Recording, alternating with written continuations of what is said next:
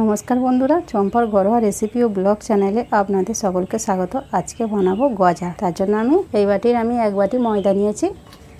জোয়ান দিয়ে দেবো, কালো জিরে দিয়ে দেবো, অল্প একটু নুন দিয়ে দেবো, অল্প একটু খাবার সোডা দিয়ে দেবো। কালো জিরে জোয়ানের সাথে ময়দাটা একটু ভালো করে মাখিয়ে নেব। ঘি দিয়ে দেব। ময়দাটা আমি এইভাবে একটু মাখিয়ে নেব।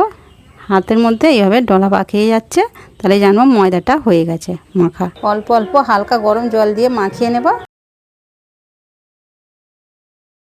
ময়দাটা আমি এইভাবে মেখে নিয়েছি। এবারে আধ ঘন্টার মতো ঢাকা দিয়ে রেখে দেব। আধ ঘন্টা হয়ে গেছে। এবার আমি ময়দাটা খুলে দেব। ময়দাটা আমি এরকম করে নিয়েছি হাতের সাহায্যে। এবার বেলেনের সাহায্যে একটু বেলে নেব। আমি এবার এই ধারগুলো কেটে নেব। 4 চৌকো করে আমি এইভাবে কেটে নিয়েছি। এইবার গজার আকার শেপ দিয়ে কেটে নেব। এইভাবে আমি গজার আকারে শেপ দিয়ে কেটে নিয়েছি। তেলটা হালকা গরম হয়েছে, গজাগুলো দিয়ে দেব। যখন দেখবেন বন্ধুরা গজাটা ভেসে উঠেছে, তার মানে গজাটা একদিকটা হয়ে গেছে। এবার উল্টে দেব। দেখুন বন্ধুরা, এই গজাগুলোর কালারটা যখন দেখবেন চেঞ্জ হয়ে গেছে, তখন জানবেন গজাগুলো ভাজা হয়ে গেছে। এবার আমি এই গজাগুলো তুলে নেব। নিয়ে এবারে পরের গজাগুলো সব ভেজে নেব। বন্ধুরা, এবার চিনির শিরাটা বানিয়ে নেব। এক বাটি আমি চিনি নিয়েছি। এই বাটির এক বাটি জল দিয়ে দেবো।